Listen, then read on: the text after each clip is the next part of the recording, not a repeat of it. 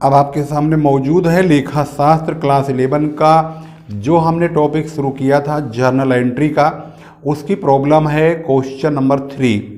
यहाँ पर आप देखेंगे लिखा हुआ है निम्नलिखित लेन देनों के संबंध में जर्नल प्रविष्टियाँ दीजिए।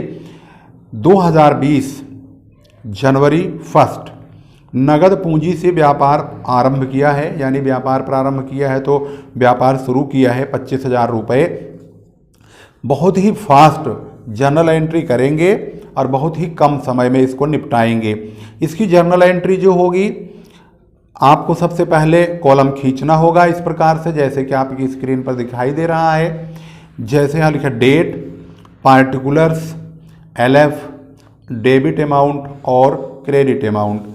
इसी प्रकार से यहाँ पर जैसे कि अब इस वक्त फुल स्क्रीन पर आपके सामने क्वेश्चन आ चुका है और हम इसके हिसाब से ही आपको समझाएंगे।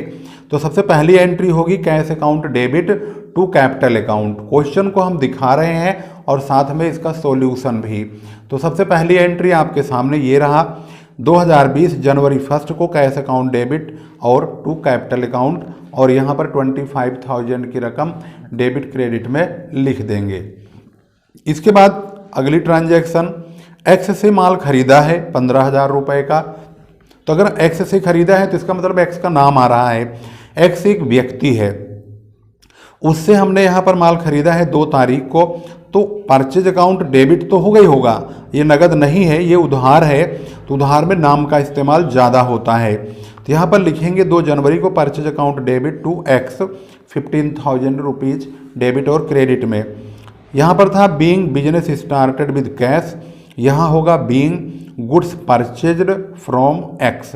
ये नरेशन है, हमने नरेशन को इग्नोर कर दिया ताकि कम समय में आप डेबिट क्रेडिट के बारे में जानकारी ले सकें।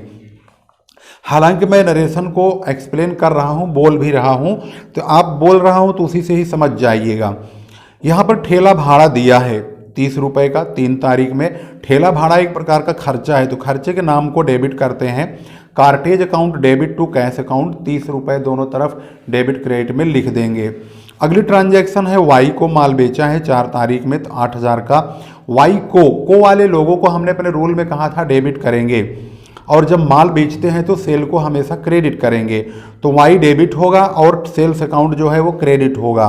तो यहाँ पर ट्रांजैक्शन होगा Y debit to sales account, जैसे कि आप देख रहे हैं 8,000 यानी 8,000 रुपये 4 जनवरी को। इसके बाद है नगद बिक्री हुई है, नगद बिक्री होगी तो पैसा आएगा। सेल की वजह से हुआ है तो कैश अकाउंट डेबिट होगा और सेल्स अकाउंट क्रेडिट होगा 2,000 रुपये से 6 तारीख को। तो यहाँ पर देखेंगे cash account debit to sales account हुआ है 6 तारीख में और इसका अमाउंट है 2,000 रुपये, ये लिखा हुआ है। इसके बाद है 7 तारीख को, देखेंगे ध्यान से आप, 7 तारीख को लिखा है व्यापार के लिए तिजोरी खरीदी, यानी इन्होंने सेफ खरीदा है या लॉकर खरीदा है। मोस्टली सेफ ज़्यादा यूज करते हैं, वैसे आप लॉकर शब्द का प्रयोग कर सकते हैं। हालांकि हमने क्या लिखा है वो आप देख सकते हैं, सेफ लिखा है। अगर आप चाहें तो यहाँ पर लॉकर शब्द का भी प्रयोग कर सकते हैं, यानी लॉकर अकाउंट डेबिट या safe account debit to cash account. यानी इसमें हमने जो लॉकर खरीदा है वो नगद खरीदा है, क्योंकि यहाँ पर किसी का नाम नहीं आ रहा है कि किसी से हमने मतलब एक्स से, वाई से, रमेश, सुरेश, महेश, किसी का नाम नहीं है। 9 तारीख को है वाई ने माल वापस किया, तो वाई यहाँ पर देखेंगे वाई को हमने पहले माल बेचा हुआ है, अब वाई माल वापस कर रहा है, तो इसका मतलब बिका हुआ माल वापस आ रहा है, तो सेल्स रिटर्न हुआ है ये। तो सेल्स रिटर्न, जब सेल क्रेडिट होता है तो उसका रिटर्न डेबिट होगा, अपोजिट होगा, ये बात ध्यान रखेंगे। तो यहाँ पर लिखेंगे वाई ने माल वापस किया है, तो यानी ये माल वापस जो है वाई से आया है, तो से वाले लोगों को हम हमेशा क्रेडिट करते हैं। ये सेल्स रिटर्न हुआ है तो सेल्स रिटर्न को डेबिट करेंगे और वाई को क्रेडिट करेंगे। तो यहाँ पर इसका ट्रांजैक्शन देखेंगे और जर्नल एंट्री। तो यहाँ पर आप देख रहे हैं सेल्स रिटर्न अकाउंट डेबिट हुआ है 400 का, 400 रुपये का, वाई का नाम आ गया है। इसके बाद अगली ट्रांजैक्शन पढ़ेंगे तो यहाँ लिखा है वाई ने भुगतान दिया, वाई ने भुगतान 5,000 दिया, तो ये पैसा हमें मिला है वाई को जब माल बेचा था 10 तारीख में, तो cash account debit to Y 5,000 यानी 5,000 रुपये डेबिट क्रेडिट में लिख दिए जाएंगे। इसके बाद आता है अगला ट्रांजैक्शन एक्स को भुगतान दिया। एक्स कोई व्यक्ति है, उसको हमने भुगतान इसलिए दिया क्योंकि हमने एक्स से यहाँ माल भी खरीदा हुआ है 15,000 का। तो एक्स को, तो एक्स डेबिट होगा। अब क्या दे रहे हैं, पैसा, कैश, तो x debit to cash account होगा। X debit to cash account होगा 10,000 रुपये 12 जनवरी को। इसके बाद अगली ट्रांजैक्शन आती है, एक्स को भुगतान देने के बाद मजदूरी चुकता की। मजदूरी एक खर्चा है, नियम कहता है सभी खर्चों को डेबिट कीजिए, और रकम रोकड़ अगर कैश आता है तो डेबिट, जाता है तो क्रेडिट। यहाँ पर मजदूरी देंगे तो हमें कैश देना होगा 200 रुपये। तो यहाँ पर देखेंगे 200 रुपये हम कैश पे कर रहे हैं 15 तारीख को मजदूरी चुकता करने पर।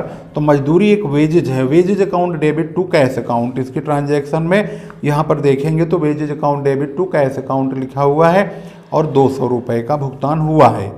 इसके बाद अगला जो ट्रांजैक्शन हम पढ़ेंगे वो है नगद माल खरीदा 18 तारीख में। तो 18 तारीख में अगर माल खरीदेंगे तो परचेज अकाउंट डेबिट होगा, अगर नगद खरीदेंगे तो पैसा देना भी पड़ेगा। तो purchase account debit to cash account होगा और इसकी रकम 3-3 हज़ार रुपये डेबिट क्रेडिट में लिखी हुई है। 20 तारीख में डाक व्यय चुकता हुआ यानी पोस्टेज एक्सपेंसेज है। तो पोस्टेज एक्सपेंसेज एक प्रकार का खर्चा होता है, तो इसको हम लिखेंगे यहाँ पर 20 तारीख में पोस्टेज एक्सपेंसेज अकाउंट डेबिट और टू कैश अकाउंट होगा, पैसा जाएगा। तो यहाँ पर आप देख रहे हैं 35 रुपये लिखा हुआ है डेबिट और क्रेडिट में। इसके बाद है जेड को नगद माल बेचा है 2500 रुपये का। तो जेड को, जेड एक व्यक्ति है, जेड को वाले लोगों को डेबिट करते हैं। तो 25 तारीख में हमने जेड को माल बेचा है। तो यहाँ देखेंगे जेड को नगद माल बेचा है, इस बात का ध्यान रखना बहुत जरूरी है, नगद है या उधार है। तो हम यहाँ पे जो माल बेच रहे हैं 2500 का, यहाँ आगे बोल दे जेड को तो बेचा है लेकिन आगे बोलता नगद बेचा है। नगद से हमारा मतलब होता है कैश, कैश हमारे पास आएगा वो भी माल बेच के। तो कैश अकाउंट डेबिट होगा 25 तारीख में। और टू सेल्स अकाउंट, टू का मतलब हुआ क्रेडिट, यानी क्रेडिट करेंगे सेल्स को 2500 रुपये से। इसके बाद है निजी व्यय के लिए 300 रुपये नगद और 200 रुपये का माल लिया। निजी व्यय को हम ड्राइंग कहते हैं, तो ड्राइंग हमेशा डेबिट होता है। 300 रुपये नगद है तो कैश लिया है, 200 रुपये का माल लिया है हमने। तो यहाँ पर जो माल लेते हैं तो उसका मतलब होता है परचेज। जब माल खरीदा जाता है तो परचेज डेबिट होगा। वही माल जब कहीं चोरी हो गया, दान में चला गया और निजी प्रयोग में इस्तेमाल हो गया, लॉस बाई फायर हो गया, तो परचेज को हम डेबिट कर देते, मतलब क्रेडिट कर देते हैं। इस सिचुएशन में परचेज क्रेडिट होगा, क्योंकि जब माल आएगा तो परचेज डेबिट होगा, जब वही माल कहीं इस्तेमाल होगा तो परचेज अकाउंट क्रेडिट होगा। तो यहाँ पर माल निजी प्रयोग में गया है तो इस प्रकार से यहाँ पर ये परचेज अकाउंट 200 रुपये से क्रेडिट होगा। तो कैश क्रेडिट होगा 300 से और जो माल है वो क्रेडिट होगा 200 रुपये से। तो ध्यान से देखेंगे, ड्राइंग अकाउंट डेबिट हुआ है यहाँ पर, जिसमें 300 रुपये नगद है, 200 रुपये का परचेज वाला अमाउंट है। तो दोनों मिला करके हमारा ड्राइंग 500 रुपये का हो गया है। इसके बाद है डब्लू को माल बेचा है 3000 रुपये का। डब्लू को यानी ये माल उधार है 30 तारीख में, तो डब्लू डेबिट होगा और सेल्स अकाउंट क्रेडिट होगा। तो यहाँ पर देखेंगे डब्लू डेबिट और टू सेल्स अकाउंट 3000 रुपये का। लास्ट एंट्री हमारी है यहाँ पर 31 तारीख में 3 ट्रांजैक्शन और तीनों खर्चे हैं।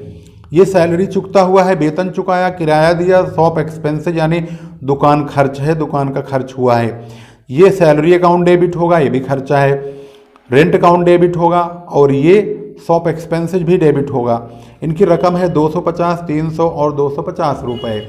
इन तीनों रकमों को आप ध्यान से देखेंगे, सैलरी, रेंट, शॉप एक्सपेंसेज यानी वेतन चुकाया, किराया दिया, दुकान का खर्च दिया, 250, 300 और 250, फिर यानी 800 रुपये का खर्च हुआ है और इसका ट्रांजैक्शन होगा। इन सभी के नाम को डेबिट करेंगे क्योंकि अब ये हमारा खर्चा हुआ और इसी के साथ ही जनरल एंट्री समाप्त हो गई।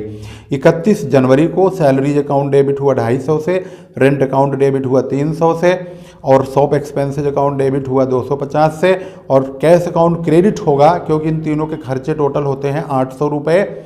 और जो जर्नल एंट्री का टोटल होगा, हम यहाँ से टोटल शुरू करेंगे जहाँ से हमारा बिजनेस स्टार्ट हुआ और यहाँ से टोटल सारा टोटल करेंगे।